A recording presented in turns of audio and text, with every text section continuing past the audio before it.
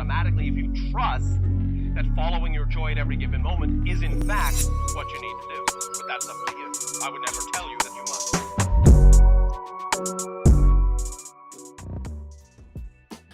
What's going on, guys? This is Skyver of Earth with the podcast of Earth. Back here right now, we're in Gardena, and I have a special guest by the name of Jamarro Mercer. Jamarro is a creative professional with a diverse background in event promotions, graphic design, photography, artist management, tour management, and life management. J-Mo once had a life throwing parties in Hollywood and all over LA. He's had the opportunity to work with major artists such as Ab Soul, who was signed to TDE. Jamarro also grew up with former TDE frontrunner Kendrick Lamar in the back blocks of Compton. J-Mo served 4 years in the Army in South Korea, reaching the rank of specialist and getting to the promotion board for sergeant. After his time in the service, he took time to travel the world, visiting places like the Dominican Republic, St. Martin, Toronto, Mexico, multiple countries in Africa, and Paris, and then a multitude of states in America. And last but not least, Jamarro is an amazing friend. There when you need him, there when you don't. Yeah. Hello, sir. What's going on, brother?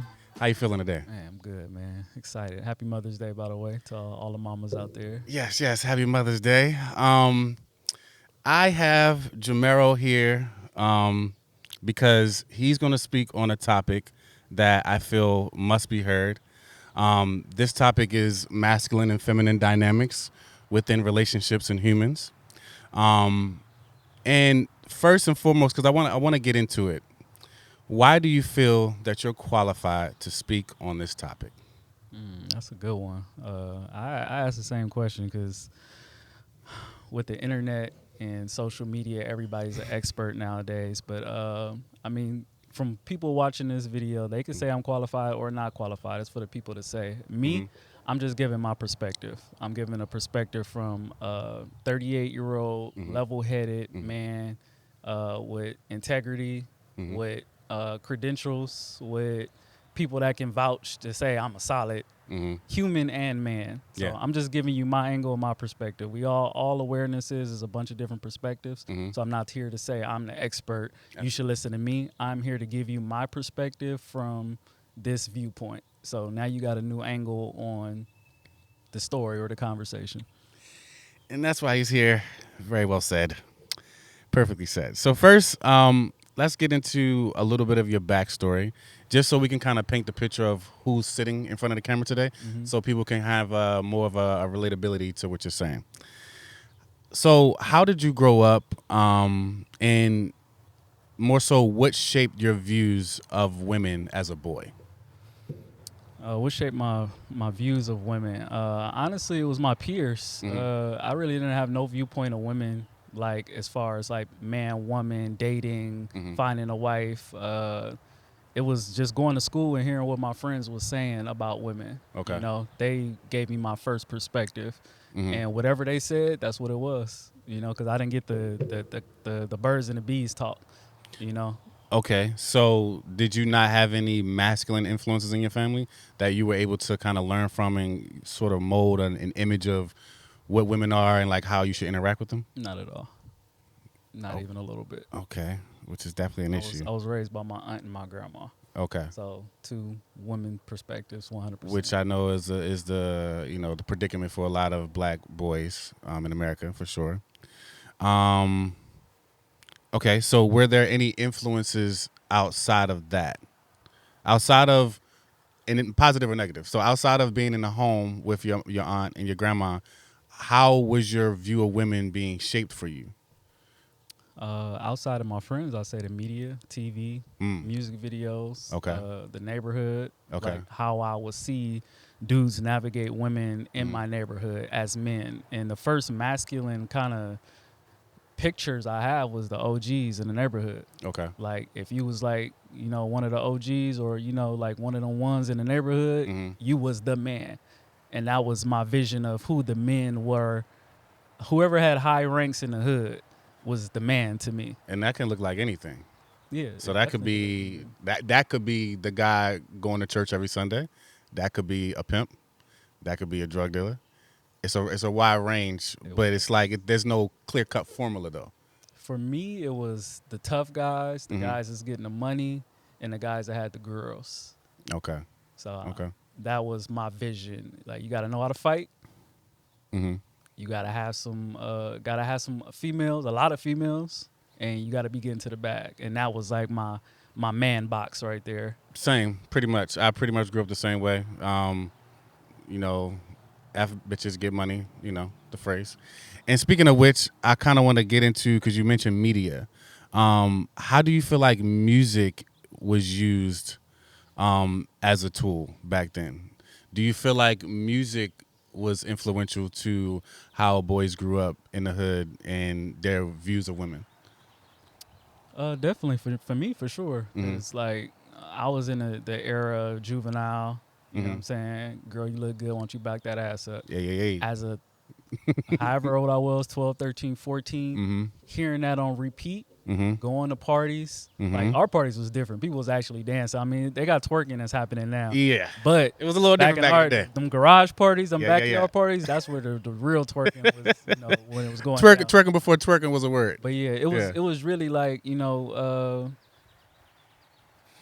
lot of our music was like highly sexual. It's different now. I think it's like on steroids now, but we definitely grew up on a lot of highly sexual music. But we also grew up on a lot of passionate love-making love songs too.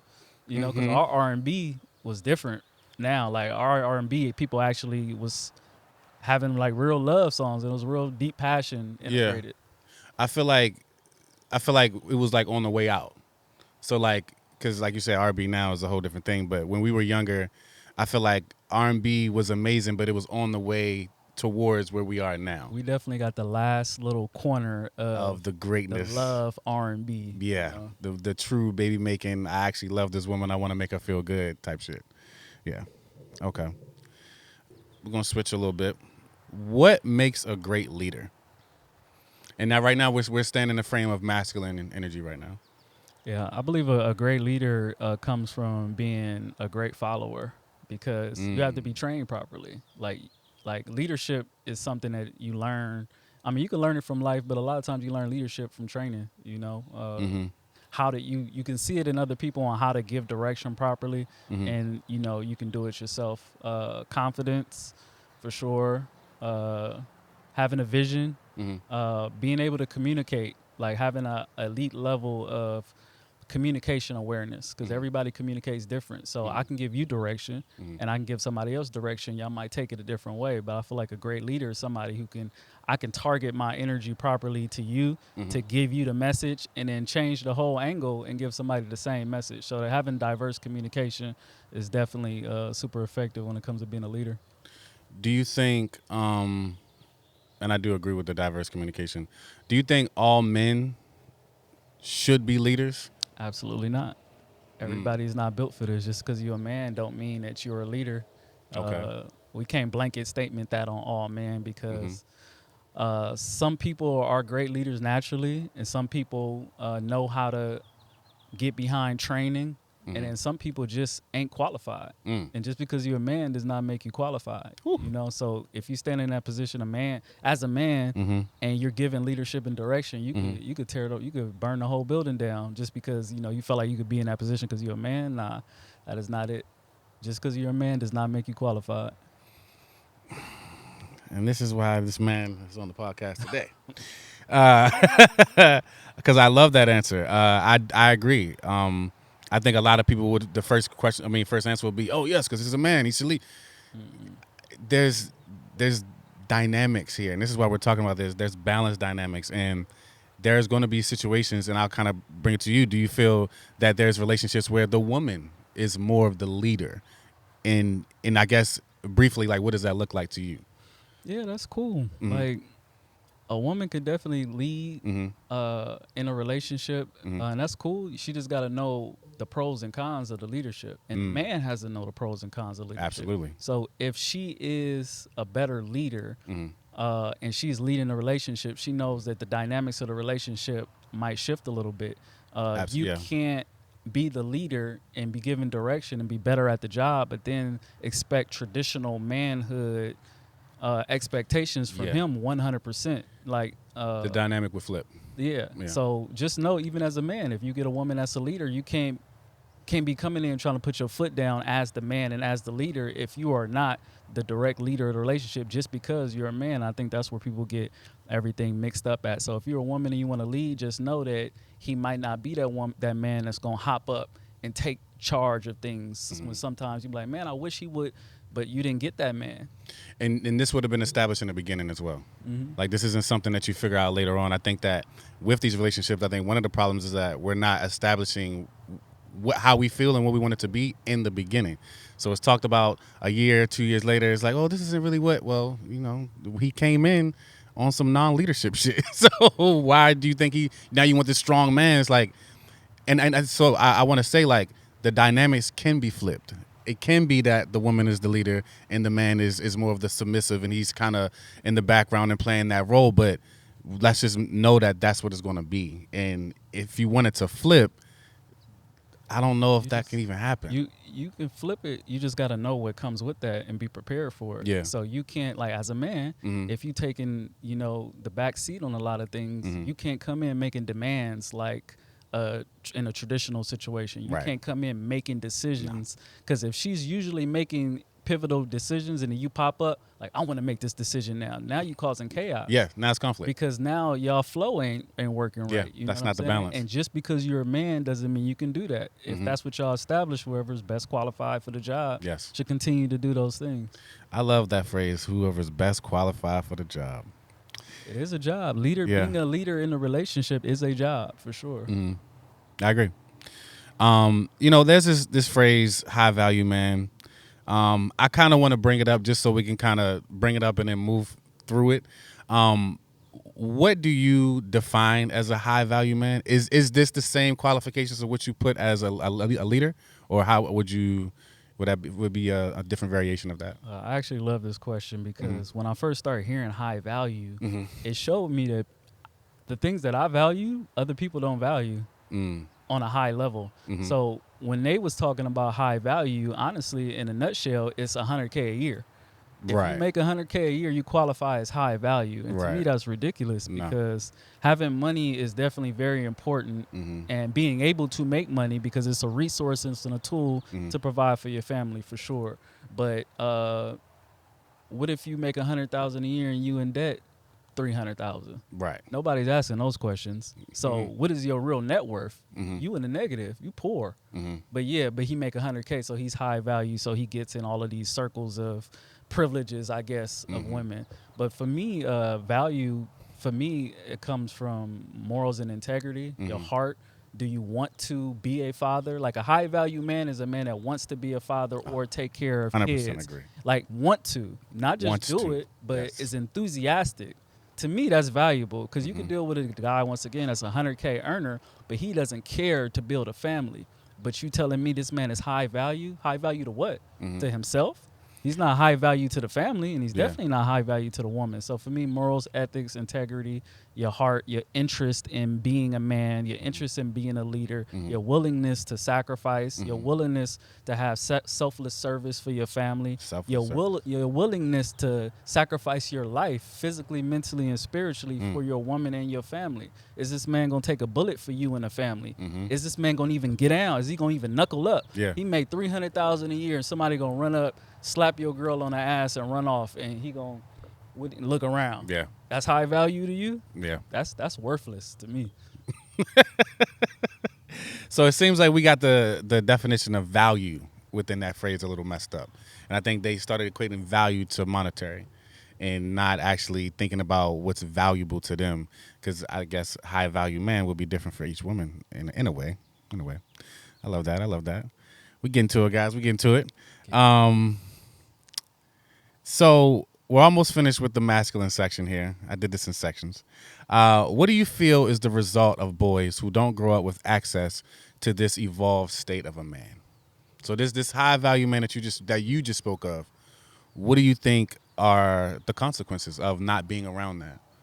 They're either never going to truly become a man or take a really long time to become a man. So which is counterproductive. With us not having that example, our manhood is delayed. And we can think we are a man because we're having sex. We can think we're having a man because we're making money. Right. We think we're having a man because we could fight. Literally those 3 buckets I said earlier, because that's a limited perspective of a man. Yeah. It's not a full experience of seeing what the man is, being taught, being led, and really processing, visualizing it. If we don't see it in real life, now we working off of fairy tales, off Yeah. of what we see on TV, what we see in culture, and that's just a piece of the puzzle. So if we don't get the experience, we're either never going to become a man, or it's going to be super, super, super delayed. Because even just being transparent as a 38-year-old man, because I didn't have a man growing up, I'm still learning Same. how to be a man. Same. And I'm damn near 40. Yeah. And this is me. This is all self-realism. Nobody's saying, "Hey, you're not a man because you didn't do this." No, Yeah. I self-evaluate This is what you came myself. to, yeah. I look at the men that I consider men, and I know my evolution and my vision of the man I want to be, and I be like, "Man, this is something I need to work on. This is something Yeah. I need to build upon." And also, the manhood journey is forever, but also feel like since we didn't get the blueprint, I'm still like light bulbs are still going on. Like, oh, that's what I'm supposed to do. Yeah, yeah, and I agree. And I know a lot of men aren't actively searching and trying to figure this out like you are. So That's crazy. it kind of right. So it kind of goes to show you where a lot of men are in this journey of wanting to be a man, or even thinking that there's a journey to be a man while they're 35 years old. That's a high value man. A man that's on his path to learn how to evolve within his manhood. Yeah. And actively learning how to be a better man makes you a high value man. Man, Yeah, well said. See, I ain't saying this on y'all podcast. No, they ain't. No, we These- just let me make this clear. We did this episode because we know it's not being said. We did this episode so it all can be said in one episode, so you don't, in my opinion, you don't have to search anymore. If you want to understand the dynamics of feminine and masculine within humans and in relationship, it's going to be said here today. Look no further. And that's just me standing on it, and I know it because I got the questions right here. So. Business. So we got 2 more within the masculinity realm. What is your greatest challenge as a man?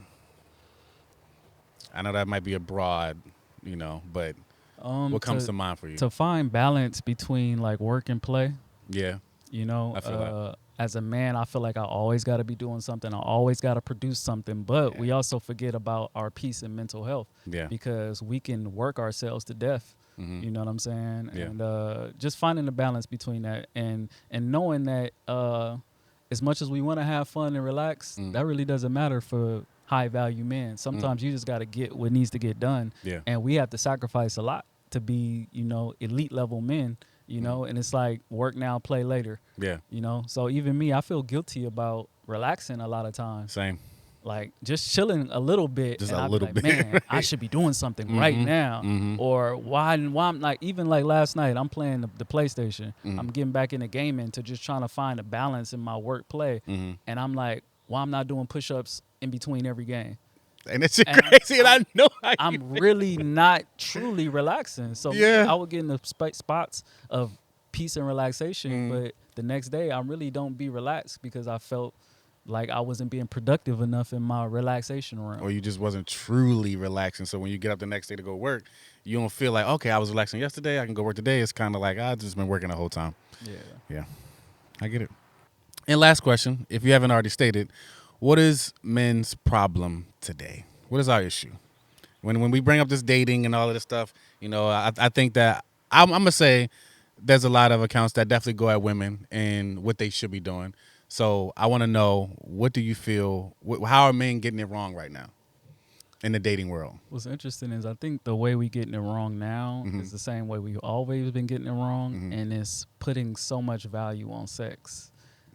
Everything with dealing with and dating with a woman revolves around sex. Now, is it great? Do I love it? Have I done the same things? Absolutely. Yeah. But learning as I get older, the value of a woman outside of sex is mind blowing, because a lot of times when the sex gets played out, or that's just not like elite of elite, I ain't gonna even say played out. Let's say in the honeymoon phase, it's 10 out of 10 sex. Then a couple months down the line, it's like 8 out of 10. Right. A lot of times, even for me, when it ain't top tier, amazing, mind blowing, I'm like, all right, this shit whack now. You know what I'm saying? But at the end of the day, different parts in the relationship is gonna go up and down. So with the sex going down a little bit, maybe the communication goes up. Goes up, yeah. Maybe the care and love goes up. Maybe the adventure and the friendship goes Yeah, up. trips and traveling. But for a long time, I think me and also a lot of other men, it's strictly been the sexual experience. Yeah. And it's been chasing the top tier sexual experience. I think the problem is we just focusing just on that. And then even with the women, now that they are aware that that's what we focusing on, that's what they putting out there to Right. the world.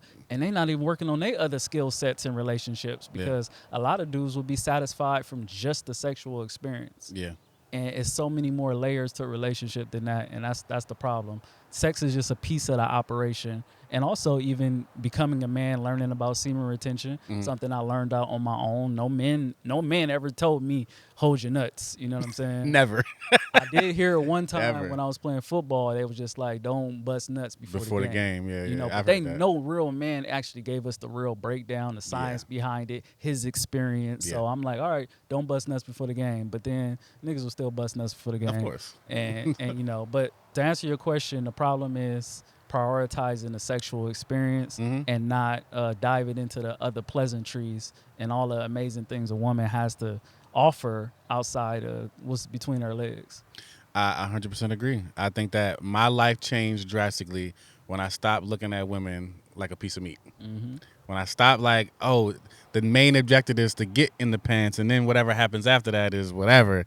When I stopped doing that, oh man, women are amazing. Yeah, and They're great. and that's where I was messing up a lot too, because it's like you fight to get it, and then you get it, and you be like, all right, next. Every time. And it's just like, and Every then, time. you don't really build. You know what I'm No. saying? It's just like, all right, where's the next experience? Yeah. You know, I for sure missed out on a lot of good girls just going through the next experience. Yeah. You know what I'm saying? Yeah. Okay, so right now we have a round I call rapid fire round.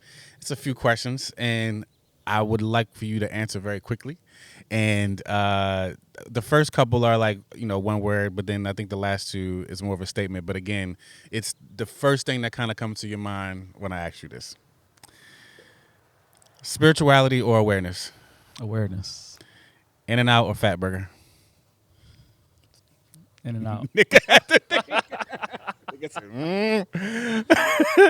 Who's your favorite spiritual teacher? My favorite spiritual teacher. Oh, that's not a simple answer. Who comes to mind I first? can't say it. Mike Tyson. Mike Tyson. Mike. Oh my God. Mike. Okay. Is the truth. Okay. All right. Kevin Samuels or Andrew Tate? Andrew Tate. What? Oh my God. Okay. Kendrick or Drake? I'm not answering that question. That's wild. Oh my That's God. it's disrespectful crazy. that you even ask me that question. Wow. Kendrick, Okay. man, come on. I just had to, you know, it's a hot topic. What do you have to say to the last woman who made you feel appreciated? The last woman that made me feel appreciated. Mhm. What are some words for her right now? Thank you. That's fine. What do you have to say to the last woman you fumbled or took for granted? I know this might sound crazy, but I don't think I've ever fumbled anything. Took any woman for granted. Even in my casual encounters, I've had a high level of appreciation for any woman that I've dealt with. Because I swear you just said that you. Maybe I'm tripping. I don't What, know. you think I fumbled something? What happened? No. I'm not saying you did. I swear in the last one you said something about there was some women you missed out on. No? Cameraman? Oh no. So We gonna have to check the script, cameraman. I don't look at that as fumbling because I didn't have enough awareness to keep them anyway. Okay. So to me, fumbling is like I knew I had it, Yeah. and And you fucked it up. I had the awareness, I had the skill set, and I was ready for it, and then I fucked up. You're right. I didn't even know. So these girls that I'm talking about, this is in hindsight. I'm talking about when I was 18, 19, 20, 21, having this 38-year-old mindset. At 21, I'm just kind of doing my thing. You know? Gotcha. So I don't really look at that as like a fumble. I agree. So in my adult life, when I'm aware and I know what I'm doing, I haven't fumbled anything. When I was a kid, yeah, I guess I fumbled a lot. Yeah. I guess. I know too. I definitely fumbled that. I wish, didn't so. But, we're 17, 18. It is what it is. So now let's move on to women. And let's dig into our feelings with this. Yeah. Hopefully we don't offend anyone. I don't give a fuck. But hey, You savage. we here now. Savage podcast. Yeah, nah. I mean, I don't. I think I don't have time for safety. It's not progressive. We gonna keep it. We gonna keep it one. We gonna give y'all the 100 Absolutely. all the way. How is your relationship with women and the feminine energy right now? With dating and around you, like how is that right now for you? It's we're going through an interesting transition of what men and women look like, what we can be, how we connect in the dating world. Yeah. And I be wanting to be amazing, but it be kind of wild because I feel like women are being conditioned and programmed to be a certain way right now. Yes, they are. And so when I hear women say certain things or be a certain way, I be like, man, you're not even really yourself. You are a program. You are a carbon copy of a podcast right now. Like the girl in the red dress in the Matrix. Okay. So that has been disconnecting me from women. I always want to get close to women, just people in general. But of course, I love women and want to love being around women, all that good stuff. And in the dating world, I'm definitely always looking to get close and bond on a deeper level. But I think it's a brick wall because unfortunately, a lot of people don't have their own brain right now. They got what's the carbon copy of what's happening on the popularity of the internet. So that's stopping me from really truly engaging because I'm dealing with robots. I'm dealing with you know it. Instagram bots. Yes. You know what I mean? And because it's the same conversation Over and over again, as far as views on dating, as far as masculinity, femininity, as far as high value. It's the same conversations people having on podcasts. So it makes it difficult to connect in the dating world. But we high value, so we here. we gonna figure it out. We gonna adjust. Yeah. Okay. What role does a father play in how a woman respects a man? Just like I said earlier, like how I needed to see a man to know and understand. Absolutely. If you don't see that, if you don't have that father figure or that fatherly direction, you're going to get what the world showcases how you should treat a man. Yes. And right now, in this moment on the internet, or generally speaking, it's okay to disrespect men. Like even real men, it's okay to belittle men. It's okay to be like, men are not needed. They not valued. Niggas ain't shit. It's okay to do those things. So what's happening is it's being programmed in a woman's brain subconsciously, so she could really disrespect her man because she don't really got that embedded in her to respect men from her father. Right. Like all of that is ingrained in our DNA. So that respect thing is big. And also, what is respect? And what does it mean when a man demands his respect? Is it toxic? Is it misogynistic? Yeah. Or is it just me standing on my standards and my morals and my principles and my boundaries? Yeah. Men, we don't really use the word boundary like that, but I find it very interesting is when we do put out boundaries, sometimes it's viewed as toxic. Right. Yeah. And the toxic thing only comes from the internet. If you had a father that really gave you some real direction on what's what, when you get that energy from a man, you don't view it as toxic. But my dad did that all the time because that's how he kept order in the family. Yeah, all my older brothers. Exactly. Agreed. Okay. So this is going to be a hot one, but I have to talk about it. I heard a quote, and the woman said this. She said, "Women don't have emotional intelligence." What do you think of that statement? Yeah, I think women experience emotions at a deep level, but that doesn't equate to emotional intelligence. Emotional intelligence comes from the work.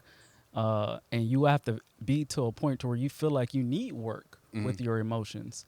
I haven't experienced a lot of women that felt like they needed work. No. I feel like they have the emotion and then they'll justify the emotion.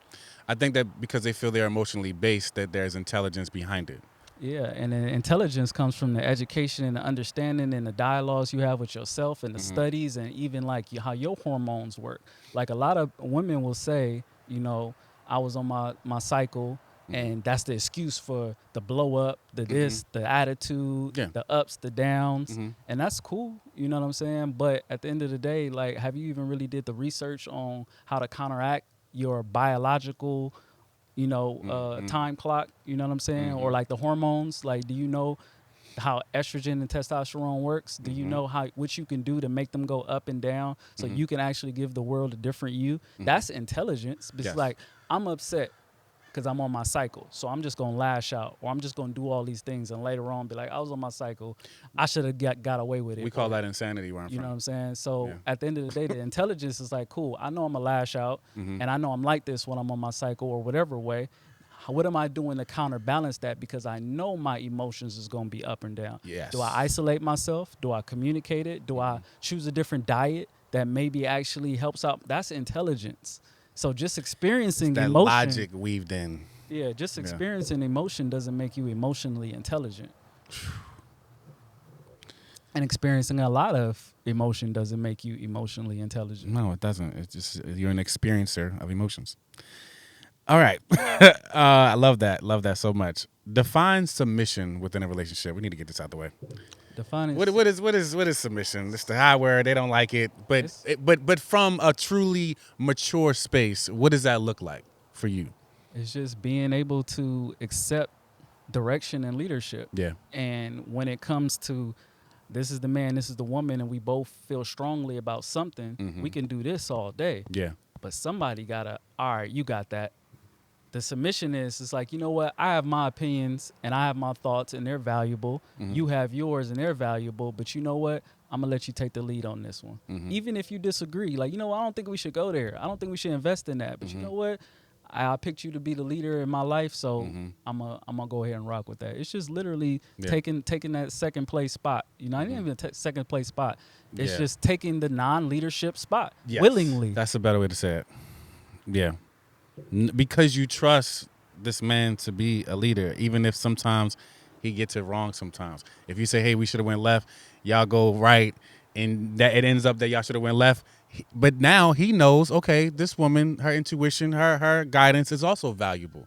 So there's instances where I'm going to listen to her, and that's where that yin and yang, that balance comes from. But ultimately, I do feel like a woman does need to respect her man in that way and be willing to submit when things get tough because you chose this man to be a leader.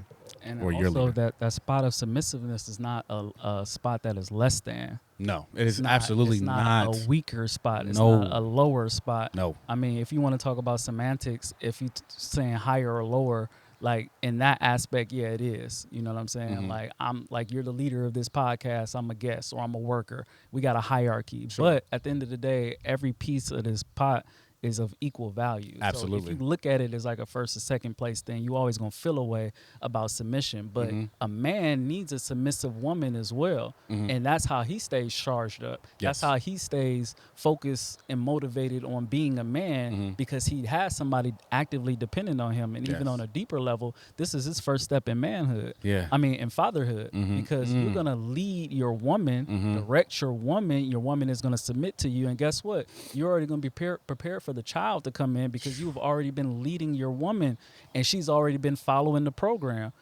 The child has no opportunity to do anything but to follow the program because he has great leadership. And then when the man and the woman come together and y'all got y'all yin and yang together as y'all submissive leadership, I'm going to follow you, I'm going to support you, that's equally as valuable as you leading, the baby gets all of that.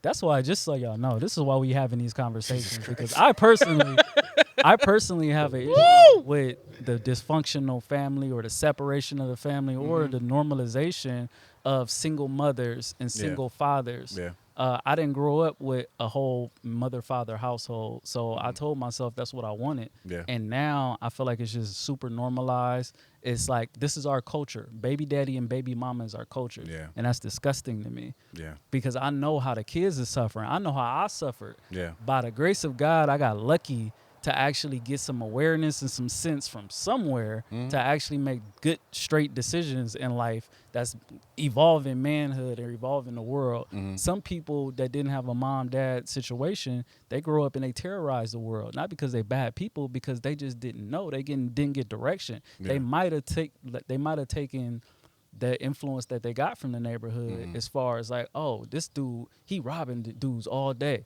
And he the man in the hood. Believe it or not, some young men look at that and like, that's what I got to do. Absolutely. Because that's my vision of manhood. That's all they see. So like I said, I don't know how I got blessed to actually move in a proper direction, but I am at war with the separation of the black man and the black woman. Yeah. And that's a big deal for me. I 100% agree. You said so much there. I'm just going to move on because I'm just going to let the podcast do its thing. But you are on fire right now, sir. Why do you think women don't feel safe to be feminine? I think they don't feel safe because they was told by the internet that they didn't feel safe. I think the narrative of these things happen because we see it so much on the internet, and we're just so influenced by Instagram. You know what I mean? So what do you, not interrupt you, what do you say to the woman that says, well, I've had many bad relationships where men don't make me feel safe, so now I don't feel safe? What does that even look like for you to feel safe? I think a lot of these people once again, what makes the internet so, the internet is an amazing thing. Instagram is an amazing thing. Yeah. But it also got a dark side to it. Absolutely. And the dark side is people with ignorance come on here and say these things, and then they go viral. Once they go viral, the next thing goes viral because of the algorithm. Yeah. So if I had an idiot say something right now and it went viral and it was the trend, you know it's going to be people making content just like that just because it's viral. Yeah. So now we get in this onslaught of people saying, I don't feel safe, narcissistic, passive aggressive, toxic. And they saying all of these things, but at the end of the day, who's really experiencing these things? Are you really, young ladies, women, are you really experiencing these things, or are you experiencing through the internet or through social media, and it's impacting your subconscious and you feel like you're experiencing it? Because we're not saying that there aren't experiences that women have where they don't feel safe, or the guys aren't shit or whatever. But what we're now speaking on is that this can be influenced and exacerbated because the internet online is telling you how to be. The algorithm is trying to push that to make more money.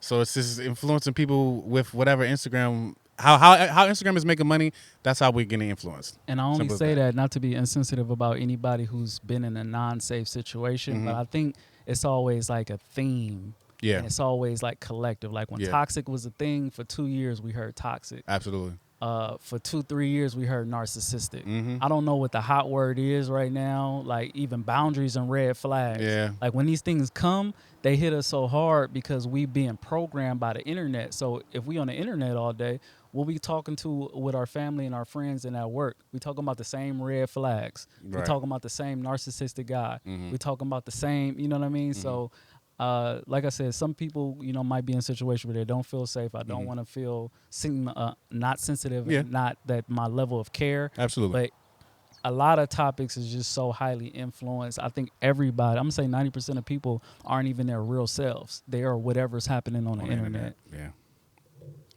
100% agree. We're nearing the end here for our women's section. We have to speak on this before we leave. Training a woman. This is a thing, and I'm sure there's a lot of women who hear that and be like, what do you mean? I'm not a dog. Why would I need to be trained? Can you speak to the value of that in a healthy relationship? Yeah, we got to stop caring about how things sound. Like, what does it matter how it sounds? At the end of the day, it's happening. Like, when you deal with a real man and he's a real leader and he's that alpha male, that's another hot word, alpha male. Yeah. When he's all those things that you want, like, you have to be trained, like, to be with him. So I was about to say to be with him and his situation. Because if you're not being trained to be with him, you are a product of your last relationship. Absolutely. So if I'm dating a girl right now and everything is cool, she's all her tendencies, the way she treats me, the last dude trained her to be, specifically the girl for her. For him, so when you come, like, you're going to experience the man, but any leader is going to give direction. And if you want a leader, you must want to be submissive. So as a submissive woman, you're going to take the direction and you're going to roll with it and build and grow with the man. But forget how it sounds. At every job we go to, we are trained. Yep.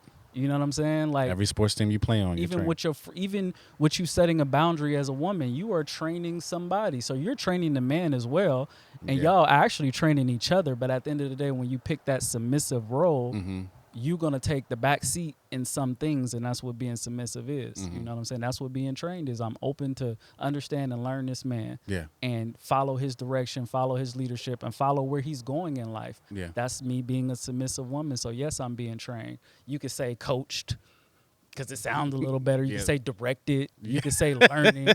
But at the end of the day, it's training also. So forget about the semantics of the word and how you feel about it. That's what we're doing. And that's what you do at school. You're being trained for your trade. Your trade is a wife. You want to be a wife? This is how you're being trained to be a wife. Even your father is going to train you. Your mother is going to train you. The learning experience is being coached, trained, direction, and submitting to something. These are all the same words. So once somebody got mad about the trained word, put it on the internet, now everybody's mad about the trained word. Speaking right to what you just said. And I agree. I like the word trained, actually, because I like when I get trained on something, I truly feel like I know it. And when I know it, I can really do it the best that it should be done. So, like you said, to get caught up on the words is kind of like immature. That's the best word I could use. It's like immature, and it's a word. You know, the action is what's going to speak louder. And being trained to be an amazing wife or an amazing husband. Like, that don't sound cool. I'm being trained to be a wife. I'm being trained to be a husband. Like, we get trained for all of these jobs and these careers that we don't care about. How is it that we're open to being trained for a job that we don't care about, that we can leave without a 2 weeks notice? We're about to quit. Where the people at work don't care about us and love us, and if anything happen in life the next day, nobody cares about. Your husband cares about everything in your life. So why not be enthusiastic about being trained for your husband? But you're enthusiastic about this job you got, whereas people that don't care about you, that they can get rid of you like that, and you can get rid of them like that. 100%, man. 100%. I hope that you guys are listening. Last two. Speaking to the masculine-feminine hierarchy within a relationship, I came across something that basically said, like, you know, God is man's God, and man is woman's God, and then woman is the God of everything else. That last part, I can't remember exactly where I got that, but how do you feel about that statement? Say it again? More so that God is man's God in a relationship, but then man would be the woman's God. We're using that word God very lightly, but like, what do you think of that? And you kind of spoke to it before, but I think that it is power in the awareness of your position in a hierarchy. And that is just like a sports team. That is just another hierarchy. God, man, woman is a hierarchy. God, woman, man. God, man, woman, child is a hierarchy. And at the bottom of the hierarchy, the child is going to look at the mom and dad like a God. Absolutely. Because it doesn't have awareness of what God is yet. So the child is going to learn God through the mother and the father. Yes. Going up the hierarchy, the woman is going to learn God through the experience of the man. Not saying that she can't have her own vision of what God is, but when you take this man's leadership and truly submits, you're going to take his ideas of what God is. That's why women should chase or deal with a God-fearing man, because that's how she knows she's going to have a righteous connection through God.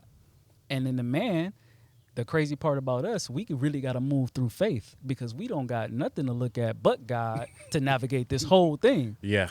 So every piece of the hierarchy got its pros and its cons, you know what I'm saying? But I believe in hierarchies, and I believe hierarchies make sense in relationships. So for a woman to look at a man like her God, it makes sense, because if she believes in God, she found that man through God, through her beliefs, through her practices, and she's being led and put on the next journey in life through a man that is of God. Yeah.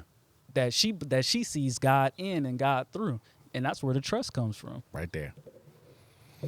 Thank you. So once again, forget about the way it sounds and the way I'm talking to all the women right now. When you hear something and you feel a way about how something sounds, wait a second and get past that feeling and really tap into the logic. Now, of course, everybody says women are emotional based, men are logic based. It is a great value for men to tap into their emotions, and it is a great value for women to tap into their logic. In this instance, tap into your logic and give yourself a second after those initial I feel away, and really tap into the logical side of what makes sense before you feel away about something that a man says or presents or just anything. This is where emotional intelligence comes in. That's where emotional intelligence comes right on in. All right, so we're nearing the end here. Let's end the women's section here because I think we've said a lot. There's some things that I have not gone through, but it's okay. We're gonna do a round two. Yeah, there may be a round you two. know, we cut this in half for Mother's Day because we got to go take care of the mamas. But Yes. we're gonna do a part two. I promise. Yes. Much respect to all the mommies out there. What is women's problem? So we went through what is the man's problem in a relationship. Why are they getting it right? From your perspective now, why do you feel like the women aren't getting it right? What is their issue? Same thing we've been talking about.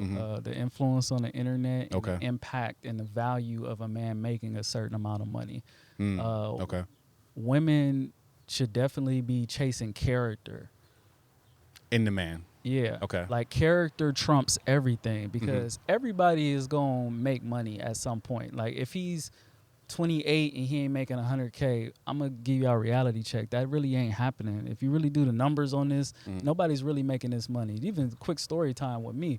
Like when I was 21, 22, 23, 24, I looked like I had it. I was in a scene. We was popping bottles. I had a nice car. I had a nice place to stay. I was with all of the influential people. You know what I'm saying? I was looking like it. You know what I'm saying? A girl could have met me in Hollywood at 22, 23, like, oh, yeah, J-Mo, he got it. He's that guy. Yeah. The brokest I ever been in my life. Now, I've kind of pulled back my lifestyle a little bit as far as what people look at as like somebody that got it, you know what I'm saying? But I could be looking regular, you know what I'm saying? I could meet a girl and she like, oh, he ain't, you know, what he need to be financially, but I'm making the most I've ever made in my life, and I'm making more than most people. You know what I'm saying? I can attest to that. So this man is really getting it right now, yeah. So it's like the problem is you're judging men, or you dealing with a man by him coming to the table and dating you and be like, yeah, I make 120,000.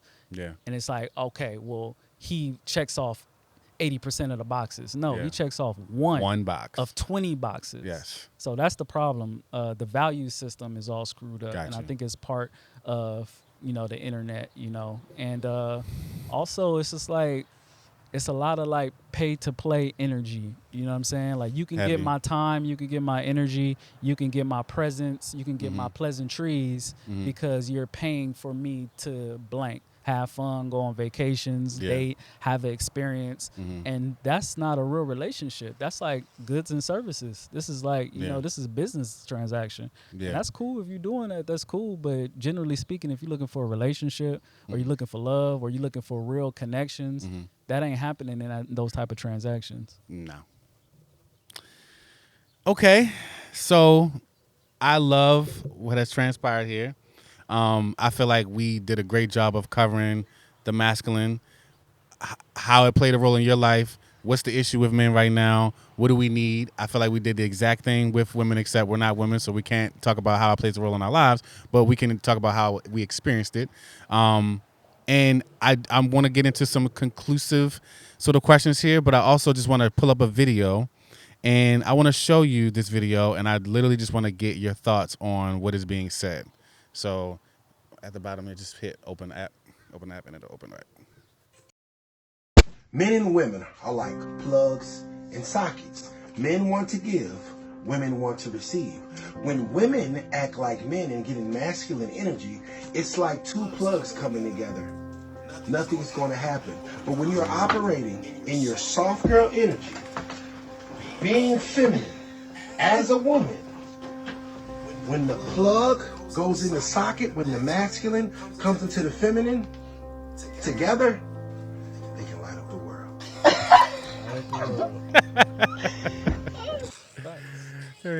Okay, so what do you? That's one of the homies on Instagram. I love his channel.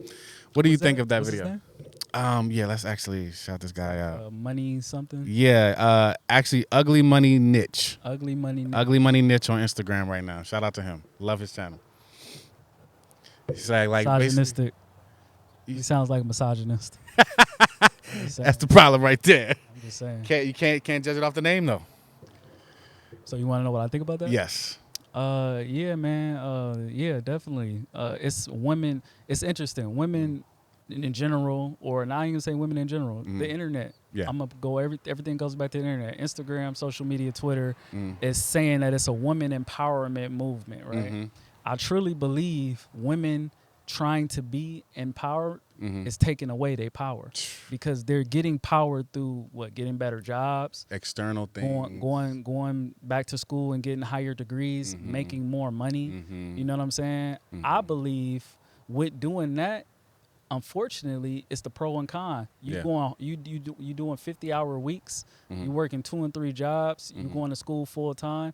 It's taken away from your womanhood. Yeah. You know what I mean? Especially if you're with a man, because if you're with a man and you're doing all of those things, all of the valuable stuff, the socket stuff, is not being practiced. Yeah. It's not being trained. It's not being absorbed. It's not even being appreciated because you're doing things that men typically do. So it's cool for women to elevate, but I believe the women empowerment movement is not making women more powerful, even with sexuality, with showcasing your body and dancing and playing that whole game. You could say I'm empowered by showing my body to the world, but to me, you are getting a powerful experience. Yes. You are experiencing what power is and the manipulation of power, but you're not being empowered. No. Because you got to think about what you're losing with that too. You're losing some things with these things that you're doing, just like the hierarchy and leadership totem pole. It's like if I submit, I'm losing in the fact that I can't make the final decision. But you're winning because you're gaining trust. Yes. You're winning because you're getting direction. Yes. You're winning because you don't got to think as much. You're winning because you get to go do something else. Yeah. You're winning because it's a bond. It's so many more wins. So when it comes to how we choose to be in these situations with masculinity and femininity, don't think about what you lost. Think about what you're winning. And that's what submissiveness is. Yeah. You're losing in that one factor where you can't make the final decision. You're losing a little point of power. Yeah. But you're gaining 10 points in 5 other departments. And you feel like with the women who are just kind of like empowering themselves by being naked, basically, that's more lost than wins. I look at the empowerment movement as women making more money, getting more education, showcasing their body more, being more free to do whatever they want to do. But just know that all of those things come with a back-end consequence as well. Yeah. And the back-end consequence hurts the power of the true essence of femininity and being a woman. Yeah. Very well said. Very well said. So I got one last question because run out of time. Let's see.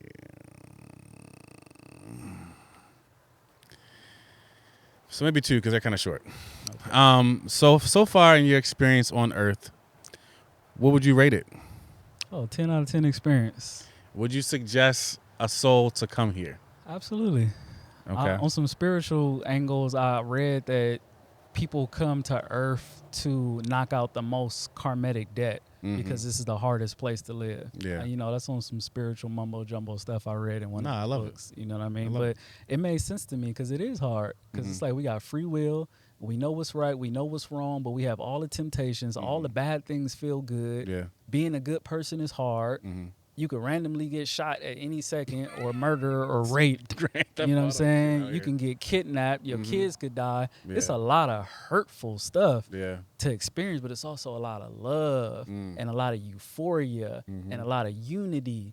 And if you really tap in, you can learn that you can be doing lifetimes of work here. You know what I'm saying? You can come back 100 times to accomplish some type of mission. So it's the best of both worlds. It's wild. So this is a wild place, but it's also a beautiful place. And, I got the blessing to be here and I'm going to make the most of it. So it's absolutely a 10 out of 10 experience, even though it gets hard. Even though we have heartaches, headaches, it gets bad, we get depressed, we get down. Yeah. Even as evolved, high-value men or whatever you want to call us, we go through it.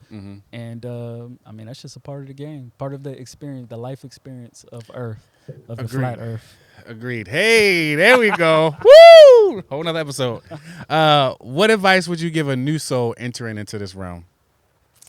A new soul. Focus on your awareness, Now, what is awareness? Mm-hmm. Awareness is knowing what's going on in the world from multiple viewpoints and multiple perspectives. So to me, awareness is just multiple perspectives. So when you have a limited perspective, you can only be aware of something in a certain place. Like right now, we're in Gardena.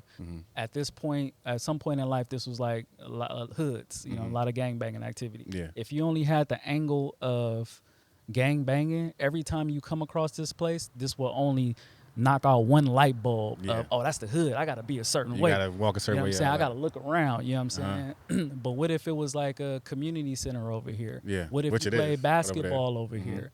What if this was like a historical landmark for something? Yeah. You have new awarenesses, so you can have a new appreciation for what Gardena is. You can have a new experience for what Gardena is. So this world, the real richness is not about collecting dollars. It's about collecting perspectives.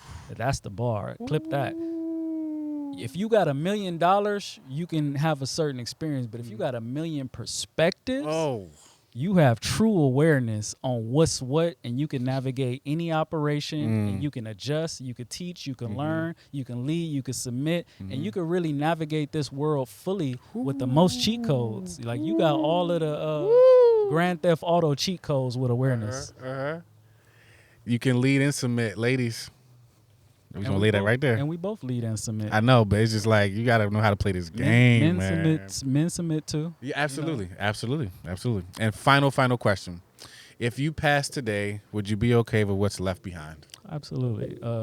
I never said this to nobody ever, but I literally live my life for people to have great things to say at my funeral. Also, just so people can look through my story and have some type of representation of a manhood, awareness, what it takes to be a good person, the pros and cons. This interview, I'm happy about this interview because when I do leave this earth, somebody's going to watch this and be like, wow, it's somebody like me out here. Yeah. You can still win from being a good dude, a solid dude. Nice guys don't finish last. You know what I'm saying? Like, you can have a good heart and get everything you want from this world, you know, and know and look good while you do it. You feel me? Hey, fresh twist.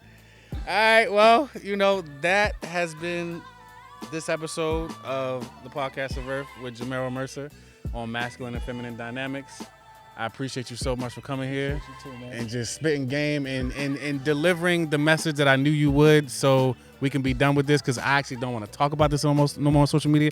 Every time somebody bring it up, I'm bringing up a clip from this episode. That's it, y'all.